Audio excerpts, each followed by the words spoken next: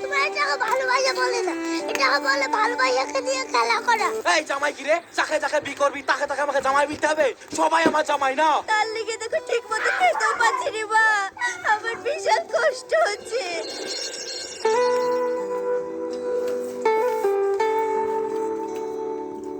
Cynthia, তুমি আমাকে এখানে ডাকলা কেন? রোশন, আসলে আমি তোকে অনেক ভালোবেসে ফেলেছি, তাই তোকে আমি প্রপোজ করার জন্য এখানে ডেকেছি। I love you. কিন্তু সিনথিয়া, তুই তো আগে আয়নকে ভালোবাসতি, আর এখন আবার আমাকে ভালোবাসি বলছিস। এই আয়নের কথা ছাড় তো, আগে আয়নকে আমি ভালোবাসতাম, তবে এখন আর আমি আয়নকে ভালোবাসিনি, কারণ ও খুব গরিব আর বোরিং। এটা কি তুই ঠিক করছিস? আরে ঠিক করবো না কেন, আগে আমার ওকে ভালো লাগতো, এখন আমার তোকে ভালো লাগে। এই বয়সে প্রেম টেম করবো না তো কবে করবো? আর এখনকার যুগের মেয়েদের দু চার দিন প্রেম ও হাতের ময়লা। তুমি সিনথিয়া, তোমার এটাকে ভালোবাসা বলে না, এটাকে বলে ভালোবাসাকে দিয়ে খেলা করা। আর কার সাথে ভালোবাসা নিয়ে খেলা করলে তার পরিণতি ওই দেখো ওই পাগলিটার মতন হবে। কেন? পাগলিটার আবার কি হয়েছিল? তাহলে শোনো।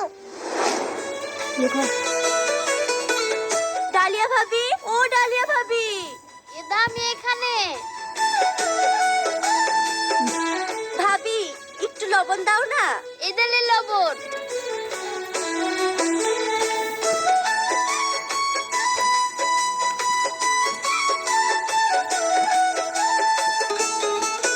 মেঘনা, তুই একটু রান্নাঘরটায় বস না। ছাগলটা কোথায় গেল একটু খুঁজিল আসি গি, না হলে আবার কার ভুয়ে যাবে, কথা শুনতে হবে। ঠিক আছে ভাবি, তাড়াতাড়ি আসবা। সাহেব, মেঘনা চলে এসে যা গল্প কর, গ্রামে আসছি।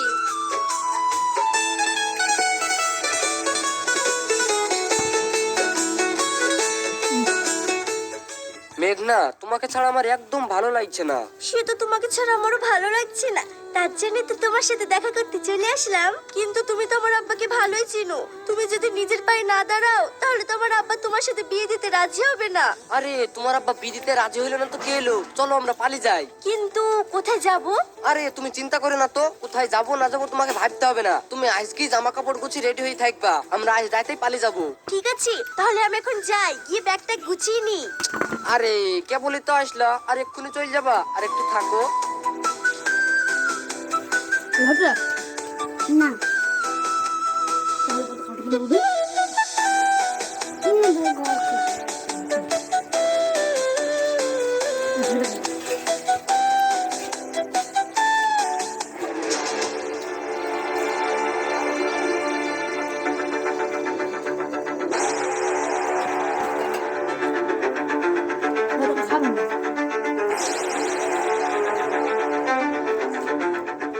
আজ সব কিছু হয়েছে তোর জন্য। তুই যদি এইভাবে মেয়েটাকে লাই দি মাথায় না তুলতি, তাহলে আর মেয়েটা আজকে পালিয়ে যাওয়ার সাহস পেত না। গো, এখানে আমার কি দোষ? আমি তো মেয়েকে চোখে চোখে রাখতাম। তো দোষ নাই, আমি কত করে বললাম মেয়ের বি দিদি, মেয়ের বি দিদি, তুই তো বললি মেয়ে এখন পড়ছে, বি দিয়া যাবে না। এটা তার লেগে এই কাজ হইলো? কত ভালো ভালো ছেলে সম্বন্ধ থাকতে শেষে কিনা ওই বেকার সাহেবের সাথে পালাইলো। আমি এখন পড়াই মুখ দেখাবো কি করি গো? দেখো, তুমি অত মাথা গরম করো না, কি আর করবা, যা হওয়ার তো হয়ে গেছে, তুমি একটু ঠান্ডা হও। শুন, তোকেও বলি রাখছি, ওই মেয়ে যদি কোনোদিন ঘুরে আসে এই বাড়িতে ওর জায়গা হবে না, এটা বলে দিলাম।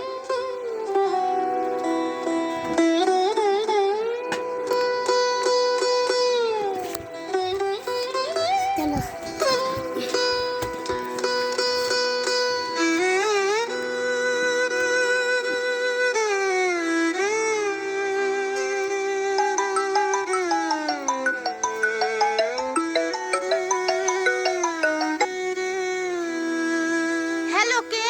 মা, আমি মেঘনা।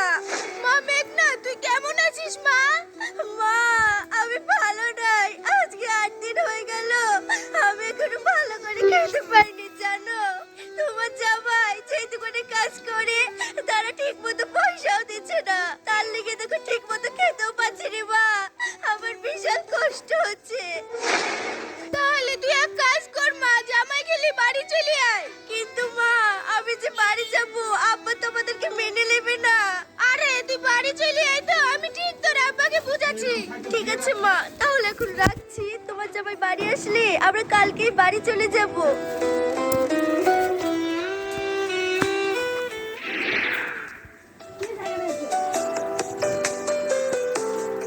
লাও বাপ খেয়ে লাও। এখন সময় সকাল 11:30। কি ব্যাপার সার্জিনা, ওরা আমাদের বাড়িতে ঢুকলো কি করি? মন্দির চাইলি তোর কিছু পুলি রে। আমার মেয়ে খালি পালি যাবা আর আমার বাড়িতে এসে ডিম সিদ্ধ খাবা, তোর খাওয়ার কিছু বলেছি? ওগো থামো থামো থামো, তুমি আর কি করছো? হাজার হোক সে এখন আমার জামাই, খবরদার না তুমি ওই কাজ করো না। তুমি আমার কথাটা শোনো। এই তোর কথা কি শুনবে রে?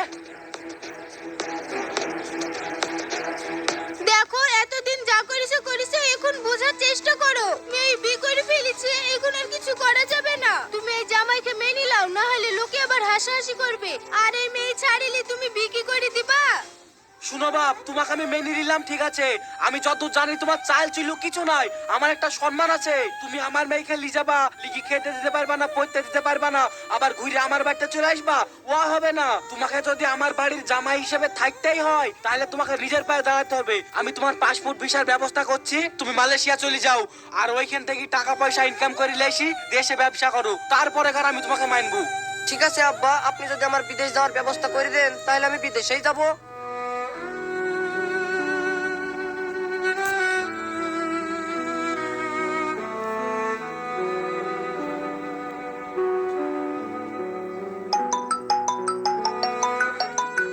ওগো এতদিন হয়ে গেল তুমি মালয়েশিয়া গিয়েছো, আমার আর ভালো লাগছে না। তুমি বাড়ি চলে আসো। হ্যাঁ গো, আমার তো মাত্র 6 মাস হলো আসা। এক্ষুনি আমি বাড়ি চলে গেলে কোম্পানি আমাকে মাইনে দিবে? তুমি আর 6টা মাস অপেক্ষা করো, 1 বছর পুজে গেলে আমি ওই টাকা নিয়ে বাড়ি চলে যাব। আর তাছাড়া প্রতি মাসে তো তোমাকে আমি হাত খরচার টাকা পাঠিয়ে দিই। ঠিক আছে, তাহলে তুমি এই মাসের খরচাটা আমার পাঠিয়ে দিও। ঠিক আছে, আমি পাঠিয়ে দিব। তাহলে আমি এখন রাখি, আমাকে এবার কাজে যেতে হবে। ঠিক আছে।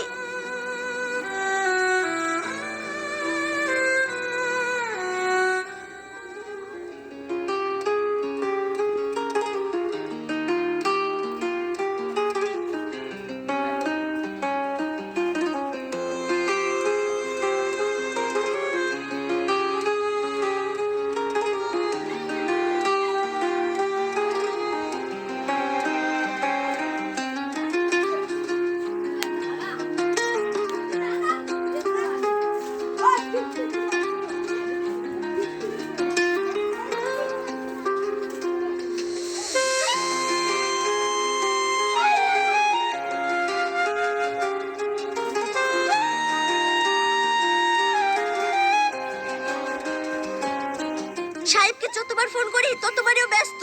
আমি তাহলে এখন কার সাথে একটু মনের কথা বলবো? ম্যাডাম, আপনি কোথায় নামবেন?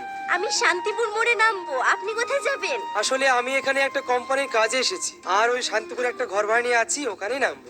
আপনি আমাদের বাড়ির কাছেই থাকেন, কিন্তু আপনাকে তো আগে দেখিনি। আসলে জায়গাটা একটু অপরিচিত তো, সেই কারণে আমি একটু ঘর থেকে কম বেরোই। অপরিচিত তো কি হয়েছে, পরিচিত হতে কি সময় লাগে?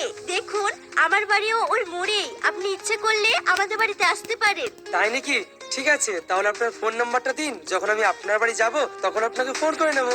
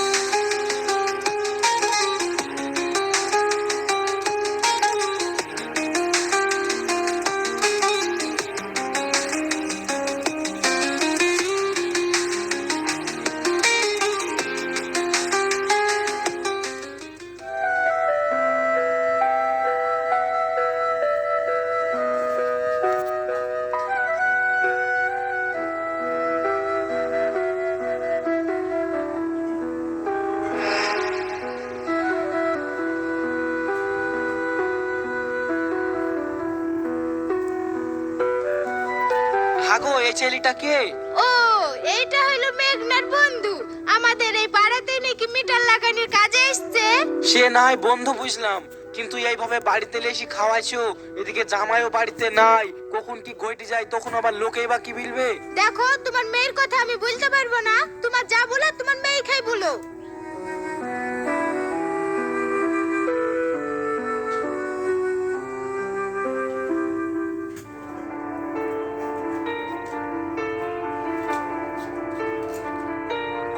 মেঘনা, এইভাবে অপরিচিত ছেলেকে ডেকে বাড়িতে আসছিস, জামাই জানলে এটা কি তোকে ভালো বলবে? আব্বার আবার কথা, একটু বন্ধু হয় তার লেগে নিয়ে এসেছি। আর তোমার জামাই মালয়েশিয়া থেকে দেখতে পাবে নাকি? ঠিক আছে, তোর যা ভালো মনে হয় করিস, তবে দেখিস এই সব লিজানে আবার জামাইয়ের সাথে ঝামেলা না হয়।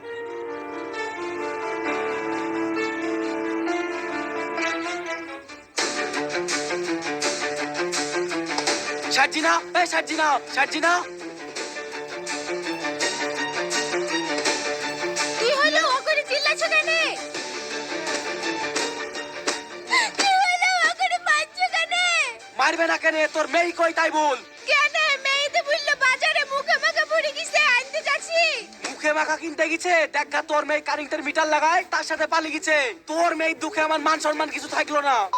তোকে আমি বলেছিল মেয়েকে সাবধানে রাখবি, তুই কথাই গ্রাহ্য করিসনি। তোর কিছু বলি রে? বাবা, তুমি আমাকে বারবার ও করে মারছো কেন? মেয়ে পালিয়ে গেছে তো আমি কি করব? আমার কি দোষ? তোর দোষ নাই, চিনা নাই, জানা নাই, যাকে তাকে বাগতেলি চলে আইবে তোর মেয়ে, আর ঘরের মধ্যে লিগায় মিষ্টি খাওয়াবে, আর তোর দোষ নাই না? এইটা বলি দিনু, এইবার যদি ওই মেয়ে বাড়তে আসে, আমি কিন্তু ওই মেয়ে খেয়ে মেনে নিব না।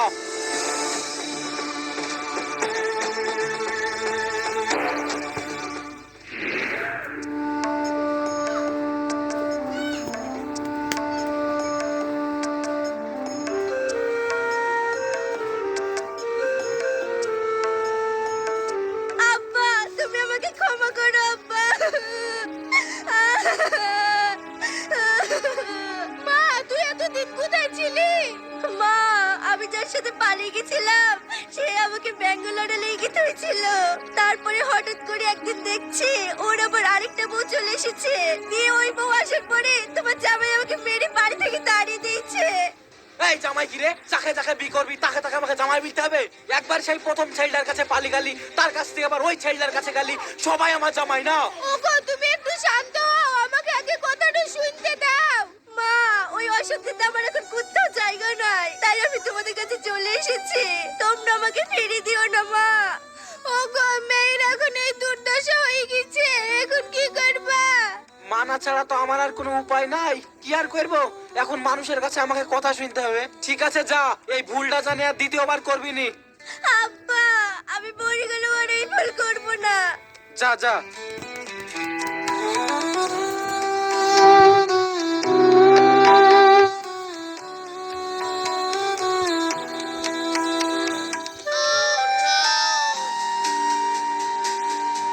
এতদিন তো হলো, এইবার আমার কাজের ব্যবস্থাটা করে দাও। আরে তোমাকে কাজে লাগে দিয়ে আমার কোনো ব্যাপারই না, শুধু তোমার ভালোবাসাটা দরকার। তুমি শুধু আমাকে একটু ভালোবাসো, আর আমি যেটা বলছি সেটা শুনো। এখানে বসে থাকলে হবে? তুমি আমার সঙ্গে গোয়ায় চলো।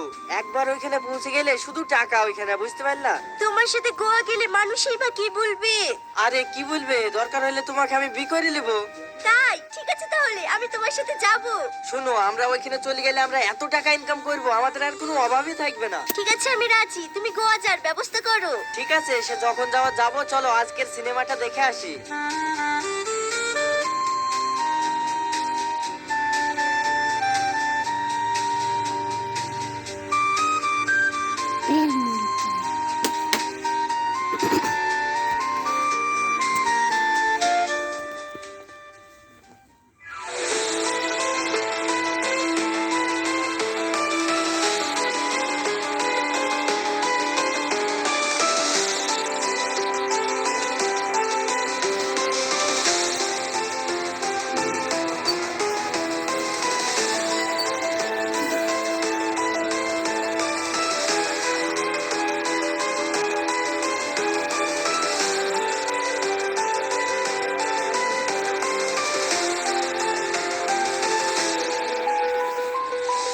তারপর ওই ছেলেটা মেয়েটাকে গোয়াতে নিয়ে বিক্রি করে দেয়।